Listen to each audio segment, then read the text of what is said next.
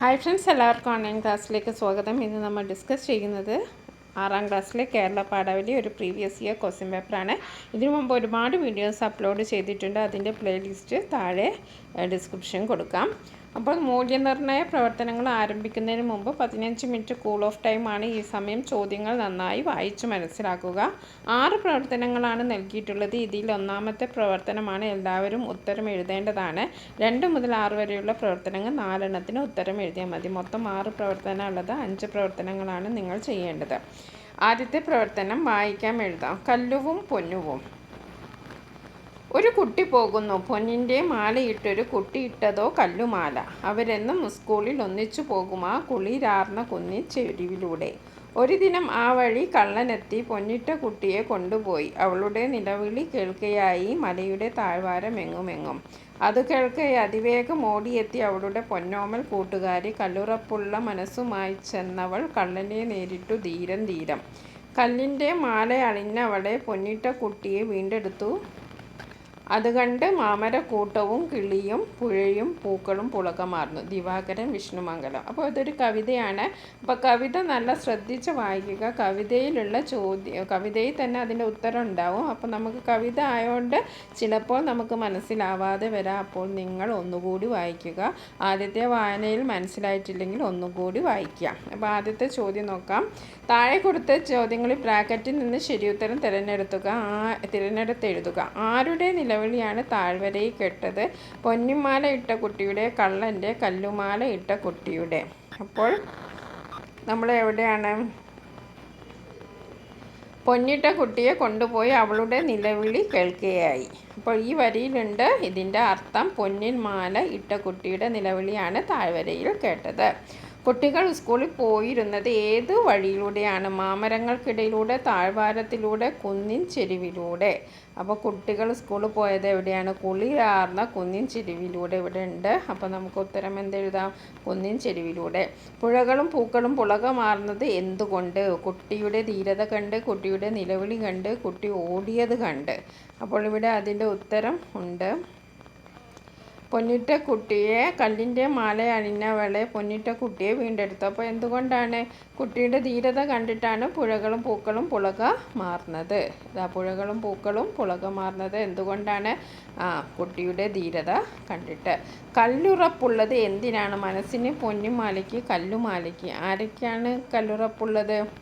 കല്ലുറപ്പുള്ള മനസ്സുമായി ചെന്നവർ കള്ളനെ നേരിട്ടു ധീരം ധീരം. അപ്പോൾ ആരൊക്കെയാണ്? കല്ലുമാലയ്ക്കാണ്. കല്ലുമാല ഇട്ട കുട്ടി കള്ളനെ നേരിടാൻ കാരണം എന്താവാം? പൊന്നിമാല മോഹിച്ച് ധീരത കാണിക്കാൻ കൂട്ടുകാരിയുള്ള സ്നേഹമുണ്ട്. എന്തുകൊണ്ടാണ്? കൂട്ടുകാരിയോടുള്ള സ്നേഹം കൊണ്ടാണ്. അപ്പോൾ ആദ്യത്തെ പ്രവർത്തനം വളരെ ഈസിയാണ്. 5 മാർക്ക് നിങ്ങൾക്ക് ഈസി ആയിട്ട് സ്കോർ ചെയ്യാം. ഒരൊറ്റ മാർക്ക് നിങ്ങൾ മിസ്സാക്കരുത്. ഇനി അടുത്തത് ഒരു കഥാപാത്ര നിരൂപണമാണ്. സാവധാനത്തിലുള്ള ചലനവും മൃദുലമായ സംസാരവും കൈമുതലായ കുഴലെഴുത്തുകാരൻ ആംലിം പട്ടണത്തിലെത്തിയ കഥ നിങ്ങൾ വായിച്ചല്ലോ. കുഴലെഴുത്തുകാരൻ്റെ രൂപം, സ്വഭാവ സവിശേഷതകൾ, പെരുമാറ്റം എന്നിവ ഉൾപ്പെടുത്തി കഥാപാത്ര നിരൂപണം തയ്യാറാക്കുക. രണ്ടാമത്തെ ചോദ്യം. എലി എന്ന വാക്കിന് സമാനമായ പദം ഏതാണ്? അപ്പോൾ മൂഷികനാണ് എലി എന്ന അർത്ഥം വരുന്നത്.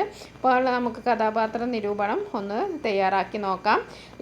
ഈ കഥാപാത്ര നിരൂപണവും അതേപോലെ തന്നെ ചിത്രശലഭങ്ങളിലെ വൃദ്ധ എന്ന കഥാപാത്ര നിരൂപണവും വളരെ ഇമ്പോർട്ടൻ്റ് ആണ്. അപ്പോൾ അത് രണ്ടും നിങ്ങൾ പഠിച്ചു വെക്കുക. ഹാംലിനിലെ കുഴലെഴുത്തുകാരൻ എന്ന കഥയിലെ കുഴലെഴുത്തുകാരൻ വിചിത്ര വേഷധാരിയായ ഒരാളാണ്. കഴുത്തിൽ കെട്ടിയിരിക്കുന്ന ചരടിൻ്റെ അറ്റത്ത് ഒരു കുഴൽവാദ്യവും തൂക്കിയിട്ടുകൊണ്ടാണ് നടക്കുന്നത്. അപ്പോൾ ഹാംലിൻ്റെ കുഴലെഴുത്തുകാരൻ എന്ന കഥയിലെ കുഴലെഴുത്തുകാരൻ്റെ വേഷം തന്നെ വളരെ രസകരമുള്ളതാണ്. വിചിത്ര വേഷധാരിയായ ഒരാളാണ്.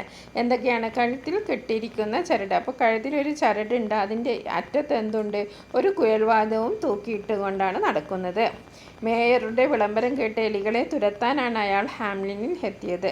സാവധാനത്തിലുള്ള ചലനവും മൃദുവായ സംസാരവുമാണ് അയാളുടേത്. അപ്പോൾ അയാളുടെ വേഷവിധാനം പറഞ്ഞു. പിന്നെ അയാളുടെ സ്വഭാവ രീതികൾ. സാവധാനത്തിലാണ് നടക്കുന്നത്, പിന്നെ മൃദുവായ സംസാരമാണ്.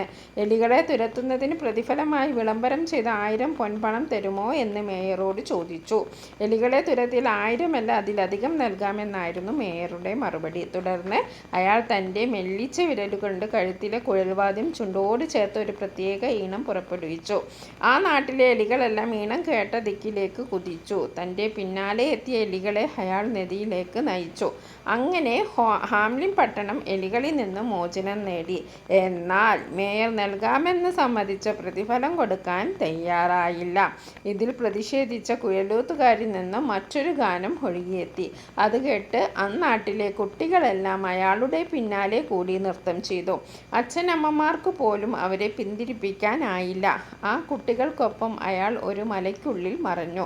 അയാളുടെ ആ പ്രവൃത്തി ന്യായീകരിക്കാൻ കഴിയുന്നതല്ല. എന്നാൽ ഇവിടെ തെറ്റ് ചെയ്തത് മേയറാണ്.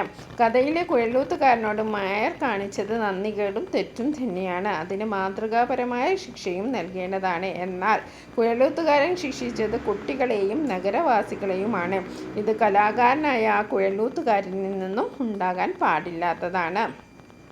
ഇനി നമുക്ക് അടുത്ത പ്രവർത്തനം നോക്കാം. താരതമ്യക്കുറിപ്പാണ്. മാലാഖ പറയാണ്, ഒന്നും പറയണ്ട, ഞങ്ങൾ നിന്നെ ശിക്ഷിക്കും. വൃദ്ധ പറയാണ്, ഉപകാരം ചെയ്തതിന് ശിക്ഷയോ? മാലാഖമാർ സഹായിക്കാനെത്തിയ വൃദ്ധയോട് ശത്രുവിനെ പോലെ പെരുമാറുന്നു. പാഠഭാഗത്തിലെ ഈ സന്ദർഭവും താഴെ കൊടുത്തിരിക്കുന്ന വരികളും താരതമ്യം ചെയ്ത് കുറിപ്പ് തയ്യാറാക്കുക. മനമിങ്ങ് ഗുണം വരുമ്പോഴും വിനയെന്നോർത്ത് വ്യത ഭയപ്പെടും. കനിവാർന്ന് പിടിച്ചിണക്കുവാൻ തുനിയുമ്പോൾ പിടയുന്ന പക്ഷി പോൽ. കുമാരനാശാൻ. ഇവിടെ ഇത് നമുക്ക് പരിചയമുള്ള പാഠഭാഗമാണ്. ചിത്രശലഭങ്ങളുടെ പാഠഭാഗമാണ്. ഇത് കുമാരനാശൻ്റെ വരികൾ നമുക്ക് പാഠഭാഗത്തിൽ ഇല്ലാത്തതാണ്. അപ്പോൾ അതിന് വേണ്ട കാര്യങ്ങളൊക്കെ ഇവിടെ തന്നിട്ടുണ്ട്. മനം എന്ന് പറഞ്ഞാൽ എന്താ? മനസ്സ്. മനം ഇങ്ങ് ഗുണം വരുമ്പോഴും വിന എന്ന് പറഞ്ഞിട്ടുണ്ടെങ്കിൽ നാശം എന്നാ വെറുതെ നമുക്ക് ഗുണം വരികയെന്ന് വെച്ചാൽ അത് നാശത്തിനാണ് എന്ന് നമ്മൾ വെറുതെ ഭയപ്പെടും. കനിവാർന്ന് പിടിച്ചിണക്കുവാൻ തുനിയുമ്പോൾ പിടയുന്ന പക്ഷികൾ. അപ്പോൾ ദയ തോന്നിയിട്ട് രക്ഷിക്കാൻ നോക്കുമ്പോൾ കയ്യിൽ നിന്ന് പക്ഷി പിടയും. അതുപോലെയാണ് ഗുണം ചെയ്യാൻ വിചാരിച്ചാൽ മനുഷ്യൻ വിചാരിക്കും ഇതെന്തോ എന്നെ ആപത്തിലാക്കാനാണ് എന്നതാണ്. അപ്പോൾ രണ്ടിലും ഒരേ ആശയമാണുള്ളത്. ഇവിടെ മാലാഖമാരെ രക്ഷിക്കാനാണ് കൽപ്രതിമയാക്കിയത്. പക്ഷേ മറ്റു മാലാഖമാർ വൃദ്ധയെ തെറ്റിദ്ധരിക്കുന്നു. അവർ വൃദ്ധയെ ശിക്ഷിക്കാനൊരുങ്ങുന്നു. അപ്പം നമ്മൾ താരതമ്യക്കുറിപ്പ് ചെയ്യുമ്പോൾ രണ്ട് ഭാഗങ്ങളും നമ്മൾ താരതമ്യം ചെയ്യണം. ഓക്കെ. പ്രകൃതിയെ നശിപ്പിച്ചും സ്വാർത്ഥത മോഹിച്ചും വഴിതെറ്റിപ്പോകുന്ന പുതിയ തലമുറയെ നേർവഴിക്ക് നയിക്കുന്ന പ്രകൃതിയാകുന്ന അമ്മയെ മുഖ്യ കഥാപാത്രമായി ചിത്രീകരിക്കുന്ന നാടകമാണ് ജി ശങ്കരപ്പിള്ളയുടെ ചിത്രശലഭങ്ങൾ. ശലഭത്തിന് പിന്നാലെ മതിമറന്ന് മനസ്സിലാക്കപ്പെട്ട മാലാഖയെ രക്ഷിക്കാൻ വേണ്ടിയാണ് വൃദ്ധ പ്രതിമയാക്കി മാറ്റിയത്. ഇവിടെ വൃദ്ധ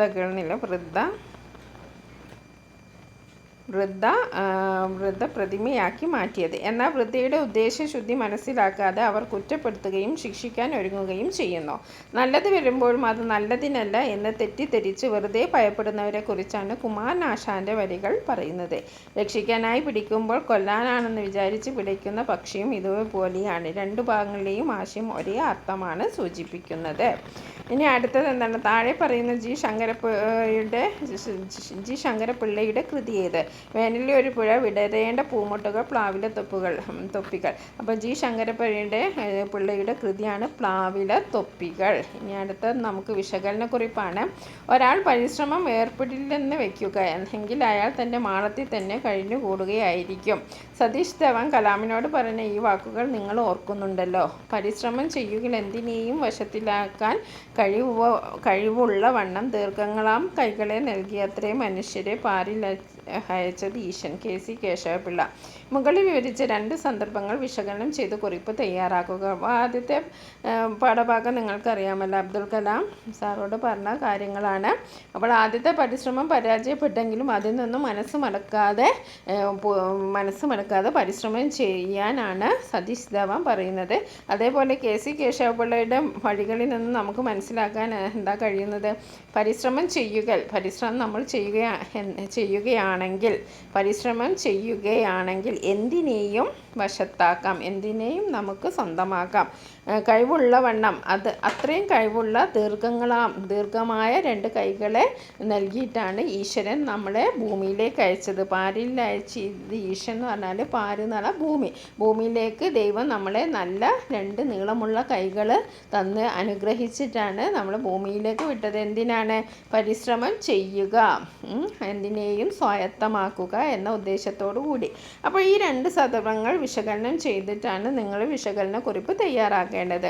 പരാജയത്തിലും പ്രതീക്ഷ കൈവിടാതെ പരിശ്രമിക്കണം എന്ന പാഠമാണ് അബ്ദുൽ കലാം തൻ്റെ അനുഭവത്തിലൂടെ നമുക്ക് പകർന്നു തരുന്നത്. പരിശ്രമത്തിലൂടെ ആഗ്രഹിച്ച് എന്തും നേടാനാണ് ബലിഷ്ഠമായ 2 കൈകൾ നൽകി ഈശ്വരൻ മനുഷ്യനെ ഭൂമിയിലേക്ക് അയച്ചത് എന്ന കെ.സി. കേശവപിള്ളയുടെ വരികളിലെ ആശയം ഏറെ യോജിക്കുന്നതാണ്. എ.പി.ജെ. അബ്ദുൽ കലാമിൻ്റെ അനുഭവം ഉപഗ്രഹ വിക്ഷേപണം എന്ന ദൗത്യം ഏൽപ്പിക്കുമ്പോൾ ആശങ്ക പ്രകടിപ്പിച്ച കലാമിനോട് സതീഷ് ധവാൻ പറഞ്ഞതും ഇതേ ആശയം തന്നെയാണ്. പരിശ്രമങ്ങളിൽ ഏർപ്പെടാത്ത ഒരാൾ ഭീരുവാണ് എന്നാണ് അദ്ദേഹം പറഞ്ഞത്. കലാമിനെ ഊർജ്ജസ്വലനാക്കിയതും പരാജയം നേരിട്ടപ്പോൾ സഹപ്രവർത്തകരുടെ പിൻബലത്തോടെ അതിനെ മറികടക്കാൻ അദ്ദേഹത്തിന് കഴിഞ്ഞു. പരിശ്രമമാണ് വിജയത്തിലേക്കുള്ള വഴി എന്നതിന് ഉത്തമ ഉദാഹരണമാണ് കലാമിൻ്റെ ജീവിതം. ഇനി നമുക്ക് പ്രവർത്തനം 5 നോക്കാം. ഒരു ജാതി, ഒരു മതം, ഒരു ദൈവം. മനുഷ്യന് വിദ്യ കൊണ്ട് പ്രബുദ്ധരാകുക. അനാവശ്യ ധനച്ചെലവ് ഒരു മംഗളകർമ്മത്തിനും പാടില്ല. കൃഷി ചെയ്യണം. കൃഷിയാണ് ജീവരാശിയുടെ നട്ടെല്ല്. കെട്ടുകല്യാണം എന്ന പാഠഭാഗം വായിച്ചുവല്ലോ. അന്ധവിശ്വാസങ്ങൾക്കും അനാചാരങ്ങൾക്കുമെതിരെ നാരായണ ഗുരു നടത്തിയ പോരാട്ടം കേരളത്തെ ഏറെ മുന്നോട്ട് നയിച്ചിട്ടുണ്ട്. മുകളിൽ നൽകിയിരിക്കുന്ന സൂചനകളും നിങ്ങൾക്കറിയാവുന്ന കാര്യങ്ങളും ചേർത്ത് ശ്രീനാരായണ ഗുരുവും കേരളവും എന്ന വിഷയത്തിൽ ഉപന്യാസം തയ്യാറാക്കാനാണ്. അപ്പോൾ കേരളത്തിൻ്റെ സാമൂഹിക നവോത്ഥാനത്തിന് പ്രധാന പങ്ക് വഹിച്ച നവോത്ഥാന നായകനാണ് ശ്രീനാരായണ ഗുരു. ജാതിമത ചിന്തകൾക്കതീതമായി പ്രവർത്തിച്ച് സമൂഹത്തിലെ അനാചാരങ്ങളെ ഇല്ലാതാക്കി. കേരളത്തിലെ സാമൂഹിക ജീവിതത്തിൽ നിലനിന്നിരുന്ന കെട്ടുകല്യാണം എന്ന അനാചാരത്തെ ഗുരുദേവൻ സ്വന്തം ആജ്ഞാശക്തി കൊണ്ട് നേരിട്ട് ഇല്ലായ്മ ചെയ്തു. അക്കാലത്ത് നിലനിന്നിരുന്ന കെട്ടുകല്യാണം, അന്ധവിശ്വാസങ്ങൾ തുടങ്ങിയ സാമൂഹിക വിപത്തുകൾ ഇല്ലായ്മ ചെയ്യാൻ ശ്രീനാരായണ ഗുരുവിന് കഴിഞ്ഞു. ജാതി വിവേചനങ്ങൾക്കും അനാചാരങ്ങൾക്കും ആർഭാടത്തിനും എതിരെ അദ്ദേഹം പ്രവർത്തിച്ചു. എല്ലാ മതങ്ങളും ഒന്നാണെന്നും മനുഷ്യത്വമാണ് പ്രധാനമുള്ളത് എന്നും അദ്ദേഹം പഠിപ്പിച്ചു. ആഡംബരത്തോടുള്ള താല്പര്യം ഓരോ ദിവസം കഴിയുന്തോറും മനുഷ്യനിൽ വർദ്ധിച്ചു വരികയാണ്. ജാതിയുടെയും മതത്തിൻ്റെയും പേരിലുള്ള വേർതിരിവുകളും ഇന്ന് വളർന്നുകൊണ്ടിരിക്കുന്നു. അപ്പോൾ നമ്മൾ 5 പ്രവർത്തനങ്ങളും നമ്മൾ ഡിസ്കസ് ചെയ്തു. നിങ്ങൾക്ക് ഇനിയും വീഡിയോകൾ പ്രതീക്ഷിക്കാം. കേരള പാഠാവലിയുമായി ബന്ധപ്പെട്ട് ഒരുപാട് വീഡിയോസ് ഓൺലൈൻ ക്ലാസ് എന്ന ഈ ചാനലിൽ അപ്ലോഡ് ചെയ്തിട്ടുണ്ട്. അപ്പോൾ നിങ്ങൾ പ്ലേലിസ്റ്റ് ചെക്ക് ചെയ്യുക.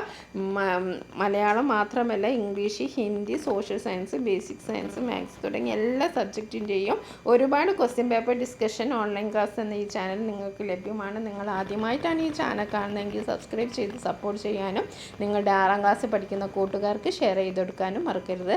ഒരു ലൈക്ക് ഇടാനും നിങ്ങൾ മറക്കരുത്. നമുക്ക് വീണ്ടും മറ്റൊരു വീഡിയോ കാണാം. താങ്ക്